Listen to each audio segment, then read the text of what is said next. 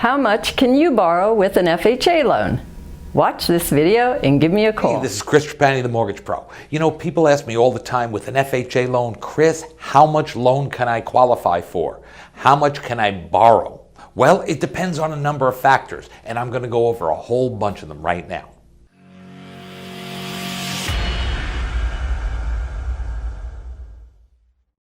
Okay, we're going to start with debt to income ratio.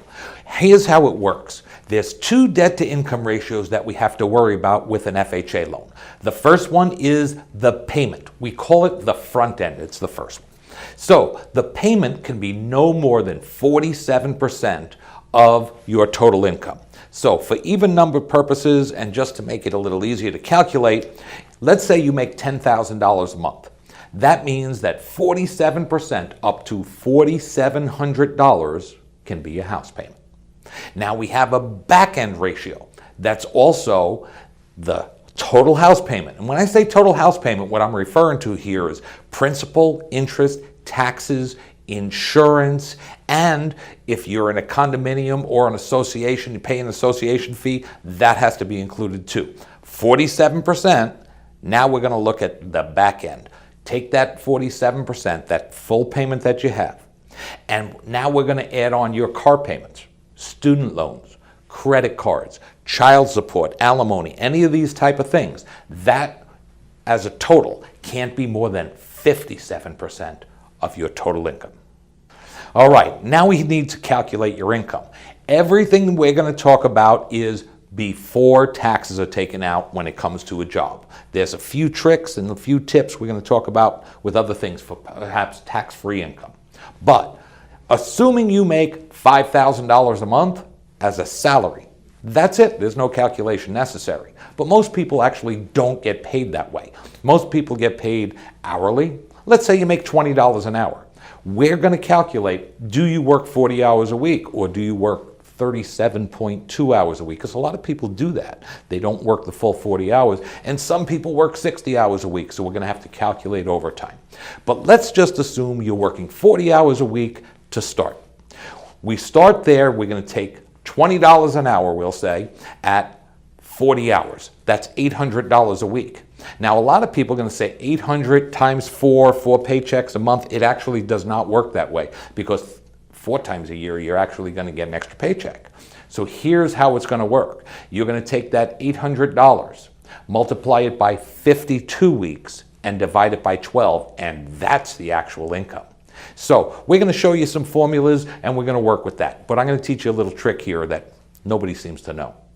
Take your hourly salary, if it's $20 an hour, and if you work 40 hours a week, just multiply by 173.333. You get the same exact number.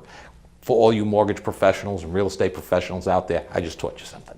A lot of people who work hourly also work overtime.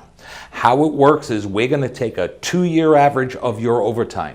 And a lot of people saying, well, I don't know exactly how much I make, overtime. It changes from week to week and month to month. Well, here's what happens. We require a verification of employment. We are going to send your business, your company, a form to be filled out. It's a standard form, and it asks them, how much did you make in 2016 for overtime? How much did you make in 2017 for overtime? How much have you made so far in 2018 for overtime? And we're going to average that out because sometimes people go into a very busy season, maybe come Christmas time.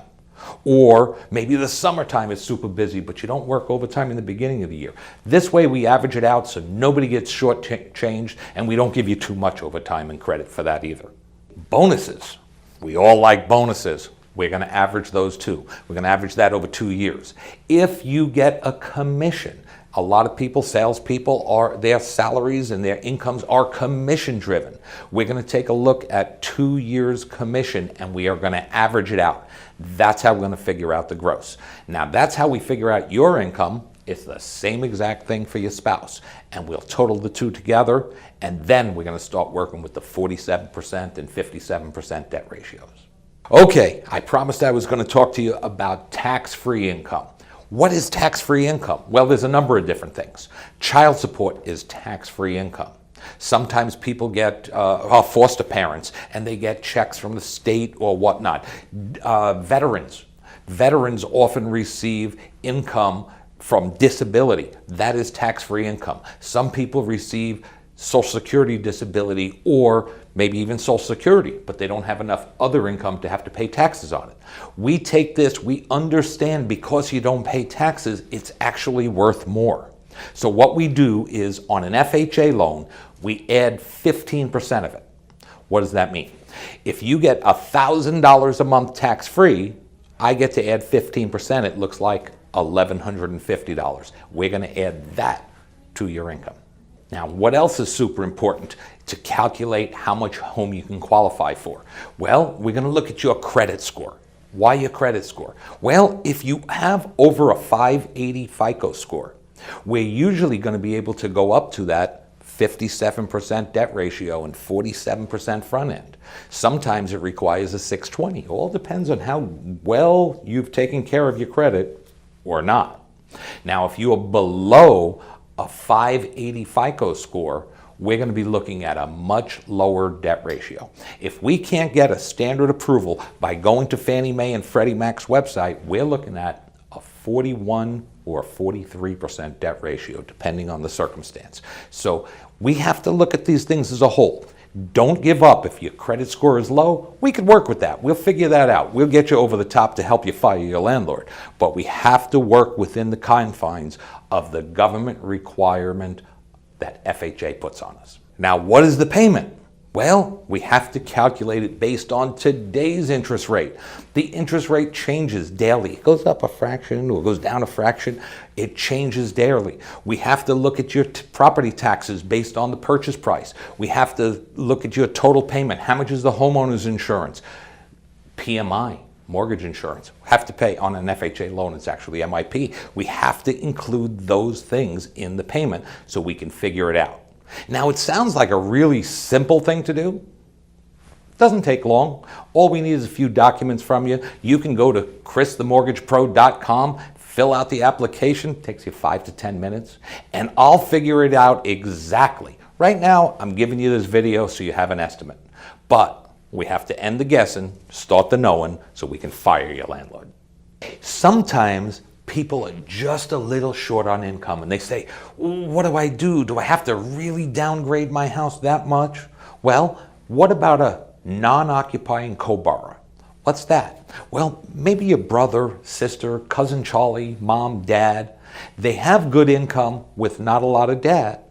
And what we do is we add their income onto yours. Now, we obviously have to add their debts too.